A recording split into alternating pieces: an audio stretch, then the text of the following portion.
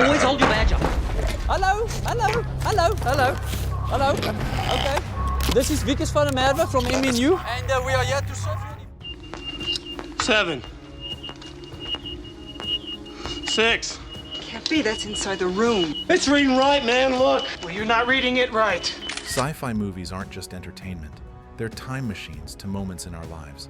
That first time seeing Star Wars as a kid, staying up way too late for The Thing on cable, or sitting stunned as the Matrix credits rolled. I've lost count of how many hours I've spent re-watching these films, noticing new details each time. My shelf of worn-out DVDs tells the story. Some of these movies sparked my imagination during lonely teenage nights. Others became ritual viewings with friends in college. They've shaped how I see the world and what I think is possible. Today, I'm counting down my top 20 sci-fi films of all time, the ones that left fingerprints on my soul. Let's dive in. 20. The Fifth Element, 1997. Remember those movies that just drenched you in color and weirdness?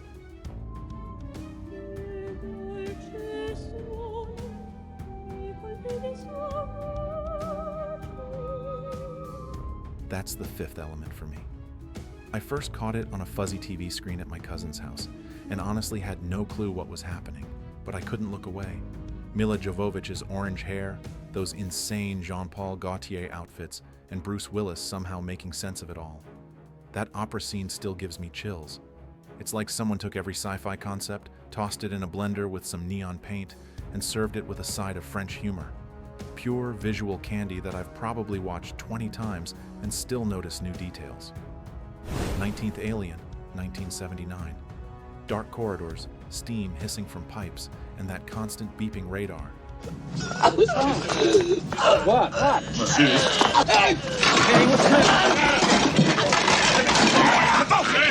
Alien isn't just scary, it's in your bones. I remember watching it during a thunderstorm and nearly jumping out of my skin when the power flickered. Sigourney Weaver's Ripley wasn't your typical screaming damsel. She was calculating, tough, the blueprint for every sci-fi heroine after. That chestburster scene? I physically couldn't eat spaghetti for weeks after. What's crazy is how well it holds up. All those practical effects and that H.R. Giger design work feel more real than CGI monsters made yesterday. It's not just a monster movie. It's working class people versus corporate greed. In space. 18. Inception, 2010. Sometimes you leave a theater feeling like your brain got rewired.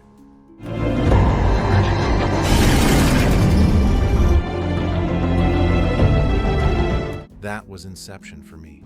Watched it opening weekend and sat through the credits in silence, trying to process what I'd just experienced.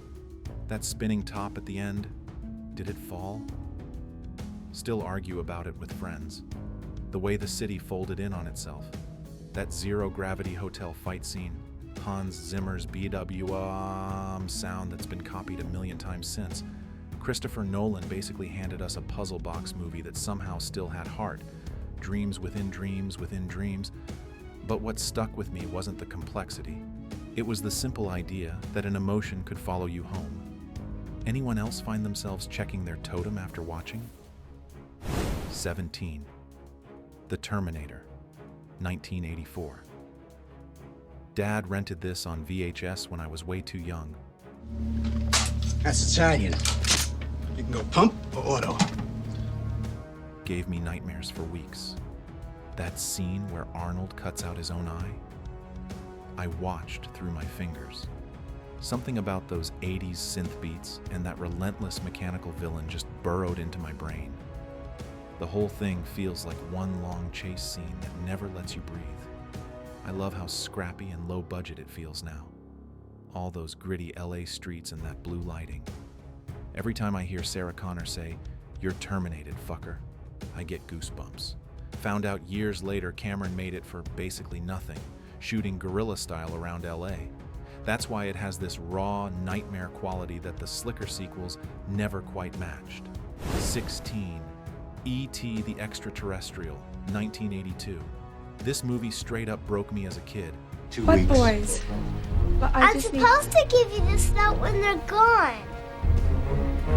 That scene where E.T. is all pale and dying by the creek.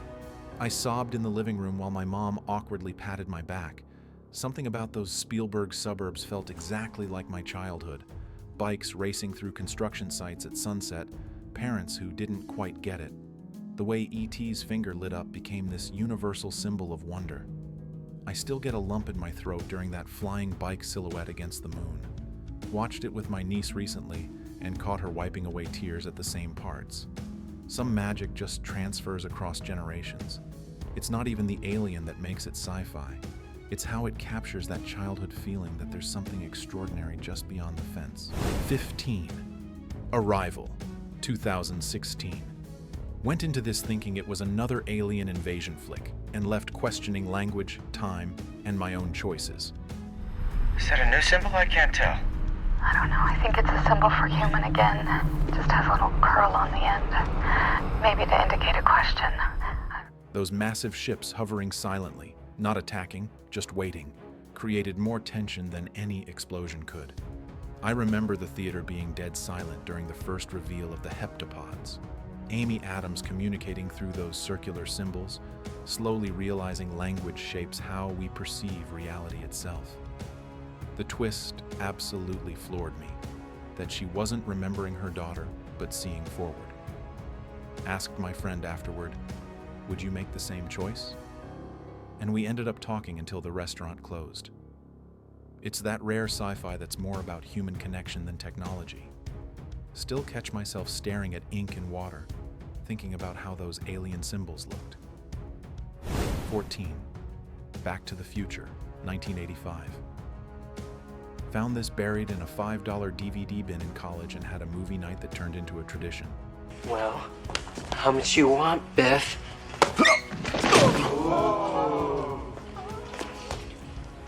There's something perfect about that DeLorean. Stainless steel, gull-wing doors, and those blue electric flashes. The whole mom has a crush on you thing is super weird now, but somehow still works. Michael J. Fox's comic timing is just lightning in a bottle. I've probably said, great Scott. And 1.21 gigawatts. More times than I can count. What gets me is how tight the script is.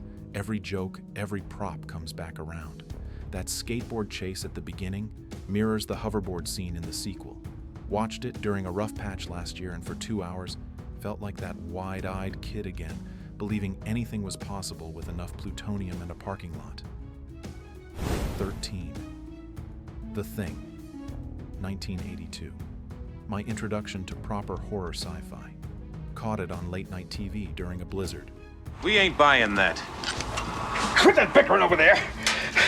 Windows, wheel that defibrillator over here. Put some grease on those panels. Which was either perfect or traumatic timing. That blood test scene, still unmatched for pure tension. Kurt Russell's beard deserves its own credit.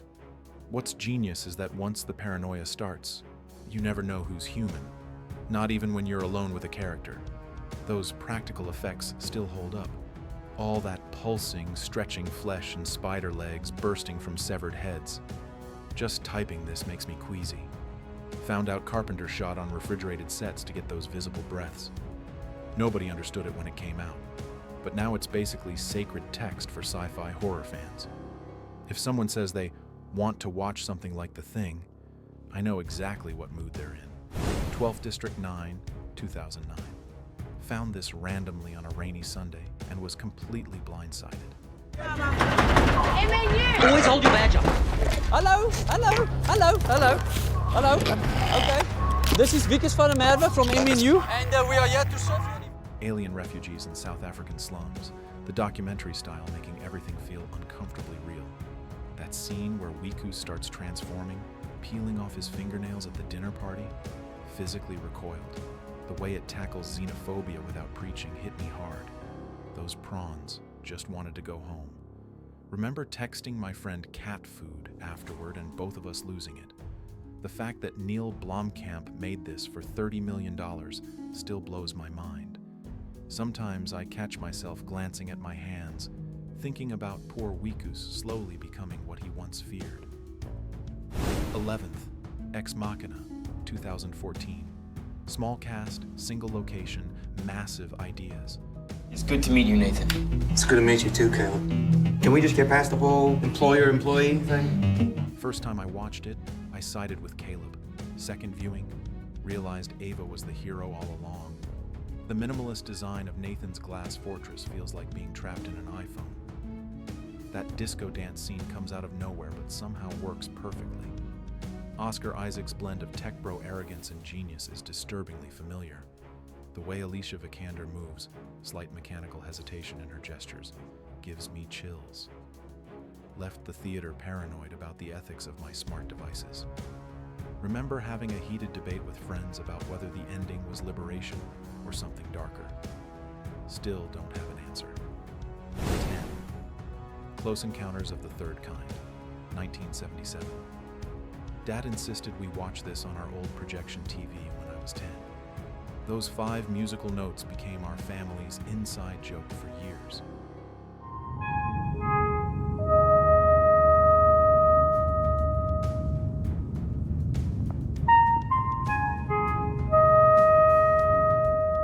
Something about Richard Dreyfuss sculpting that mountain in mashed potatoes just captures perfect obsession. The light coming through the door cracks, the kitchen appliances going haywire, such simple effects creating pure magic. The reveal of Devil's Tower still gives me goosebumps. What's weird is how hopeful it feels. Unlike most alien movies, these visitors aren't threatening. They're calling us. The ending with the color-coded tones and hand signals communicates more emotion than most films manage with dialogue. 9. The Matrix, 1999, changed everything. Watched it opening weekend knowing nothing. Left the theater feeling like reality itself was questionable. The pill you took is part of a trace program. It's designed to disrupt your input-output carrier signal so we can pinpoint your location. Those green code cascades, bullet time, and black leather aesthetics defined the early 2000s. I know Kung Fu became our high school catchphrase. Remember downloading those screensavers immediately. Beyond the revolutionary effects, it's the philosophy that sticks. Plato's cave allegory with sunglasses and guns. The red pill, blue pill choice feels more relevant every passing year. People forget how mind-blowing that first film was before the sequels complicated everything. Watched it again recently and noticed dozens of religious references I'd missed as a teenager. Still makes me question reality sometimes. 8. Interstellar, 2014. Never cried so hard in a theater.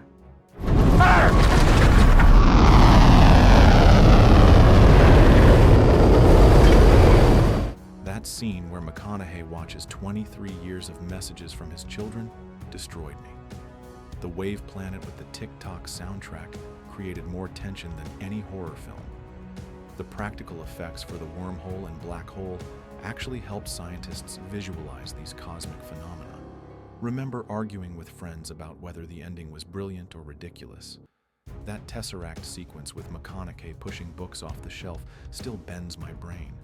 Hans Zimmer's organ score feels like it's physically pulling you through space. Sometimes when I look at my watch, I think about relativity and how time moves differently for people we love. Anyone else feel time slowing down watching this? 7. Jurassic Park, 1993. First time seeing those dinosaurs, my jaw literally dropped. Oh, God. Oh, perfect timing. I'd hoped they'd hatched before I had to go to the boat. Henry, why didn't you? Dad took me opening weekend, and I remember gripping the armrests during the T-Rex attack. That water rippling in the cup? Pure genius tension building. The raptors in the kitchen scene kept me afraid to open cabinets for weeks. Still get chills at Newman from Seinfeld saying "clever girl" before being ambushed. Spielberg somehow made these creatures feel majestic and terrifying simultaneously. That John Williams score instantly transports me back to being 9 years old, completely believing dinosaurs could walk the earth again. Despite all the CGI advancements since, nothing has topped that first reveal when Dr. Grant sees the Brachiosaurus and slowly turns Laura Dern's head. 6. Star Trek II. The Wrath of Khan, 1982. Found this on cable during a sick day from school and was completely hooked. God. Ricardo Montalban's chest and that iconic Scream are practically memes now, but they still work. The Kobayashi Maru no-win scenario concept has influenced how I approach impossible situations in real life. That eerie mind control earworm scene gave me nightmares. What makes this so special is it's about aging, friendship, and sacrifice more than sci-fi spectacle. Spock's death scene behind the glass, "I have been and always shall be your friend," breaks me every time. Found out later this was basically Moby Dick in space, which made me appreciate it even more. 5. Aliens, 1986. "Get away from her, you bitch." Might be the most satisfying line delivery ever. 7.